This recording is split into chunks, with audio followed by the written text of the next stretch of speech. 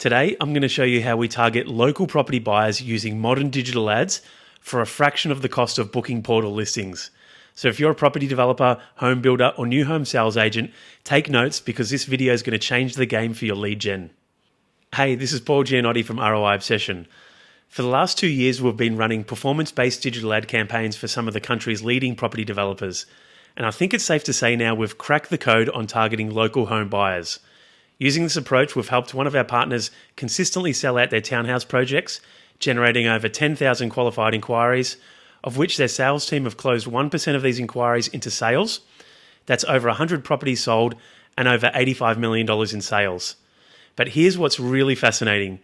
We did this all without spending a single cent on property portal listings.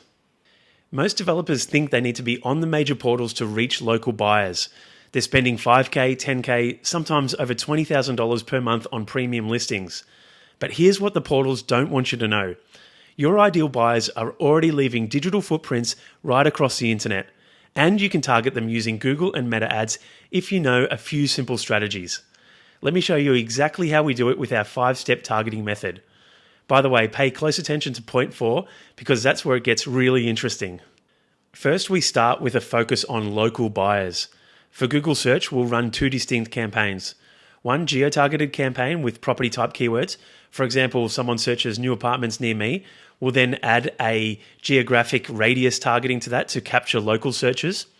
In another campaign, we'll run with no geo-targeting, but target searchers who have combined the property type and the location in their keywords. So why do we do both? Because we've found buyers search both ways. For Google Demand Gen, YouTube, Facebook, and Instagram, we'll run tight geo-targeting for owner-occupiers since they usually want to live in a specific area. And then we'll do broader geographic targeting to capture investors as they're typically more flexible on the location. Number 2, we'll layer on buyer intent. And this is where things get really surgical. On Google search, we'll target new home searches. So that's terms like new townhouses and off-the-plan apartments. We'll target specific property type searches. That's where users are showing intent for a specific type of property, for example, townhouses or house and land or apartments. And then we'll use location combinations, where the search combines both the property type and the location. On Google's Demand Gen channel, we'll target users who are actively researching property. That means essentially we'll use this channel to target people who are on YouTube, for example, who have previously searched those buyer terms that we just talked about. We'll also look at targeting in-market segments from Google. So there's around 20 or more really highly relevant segments that are perfect for targeting home buyers. And finally, we'll use a super secret targeting technique, which I'm about to cover in step 4. So pay attention for that one. On Facebook and Instagram, we'll start by targeting the typical interest-based targeting. They're the interests you'd expect us to target, things like real estate, property development, new apartments, and so on. But then there's a twist. Once we have enough conversion data coming in, we'll open up the targeting to target a really broad audience and let their machine learning algorithm run the targeting to find more local buyers for us. And this works extremely well. By the way, if you'd like to learn more about this, I'll put a link in the description to another video where I go into depth on how this works. Number 3, we'll then target specific buyer segments. Typically, that means targeting 4 distinct segments: first home buyers, upsizers, downsizers, and investors. We target these segments in 2 main ways. First, age-based targeting. We'll overlay age bands to hit the right demographic. And 2, we'll tailor the ad creatives to speak to the needs of each group. Now, this second method is becoming more and more powerful. With the development of highly sophisticated targeting AI, one of the ways their algorithms know how to match the right ads with the right people is by the ad creative itself. We'll talk more about this AI in step 5. Number 4 is the portal targeting secret. Now, this is the game changer that's making the portals so nervous.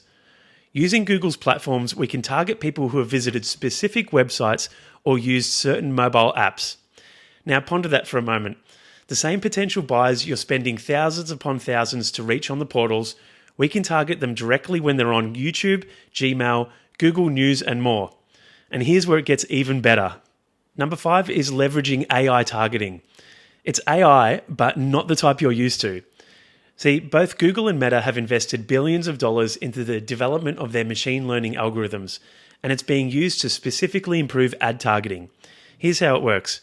A visitor from an ad comes onto your website. When they inquire, you register a conversion event. This pings back to the ad networks and tells them which clicks on their ads were high value and took that conversion action. When you have enough conversion data coming in, you can set the campaign to self-optimize to that conversion event. That's when the AI takes over and starts self-optimizing the delivery of your ads.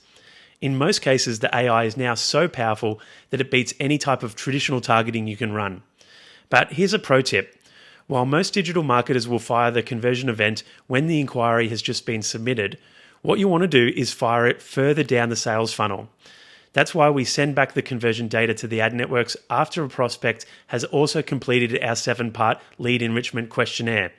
So what does this do? Well, it gets the targeting AI to hone in on finding us more highly qualified and engaged buyers, not just the tire kickers. The result is higher quality leads coming through at a lower cost per acquisition and obviously better sales conversion rates. Now you've seen exactly how we're targeting qualified local property buyers without relying on the portals.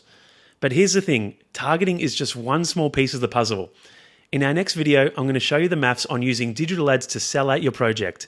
You'll see how a modest increase in the visitor to inquiry conversion rate predictably leads to over $20 million in additional new home sales, all from the same marketing spend.